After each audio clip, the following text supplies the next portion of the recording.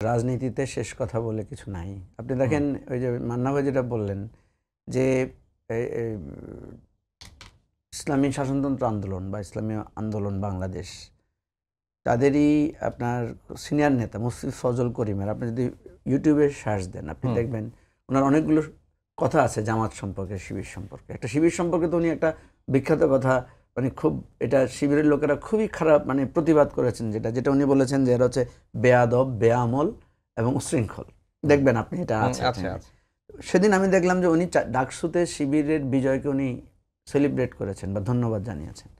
তো কথা হচ্ছে যে রাজনীতিতে সম্ভব মানা হয় যেটাকে অসম্ভব মনে করছেন।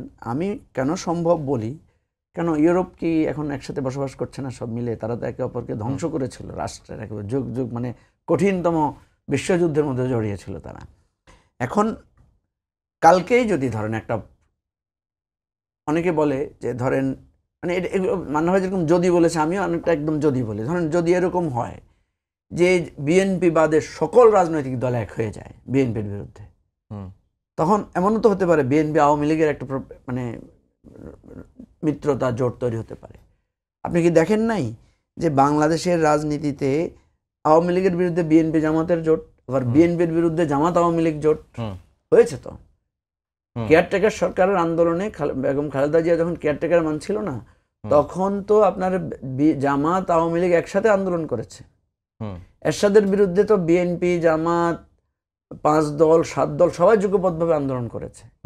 তো সুতরাং আমি যেটা মনে করি, ওনারা নিজেদের স্বার্থে এক হতে পারবেন, তো রাষ্ট্রের সাথে এক হতে পারবেন কিনা সেটা প্রশ্ন। সেটা আমি মান্নাবের সাথে একমত।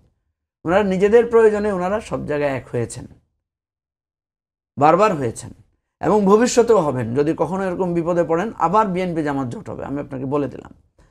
কিন্তু দেশের স্বার্থে যদি আজকে জোটটা হতো তারা, তাহলে যেটা হতো আমাদের আজকে অনিশ্চয়তা থাকতো না। আমরা ফেব্রুয়ারিতে নির্বাচনের মানে অনিশ্চয়তার জায়গাটা কেটে যেত।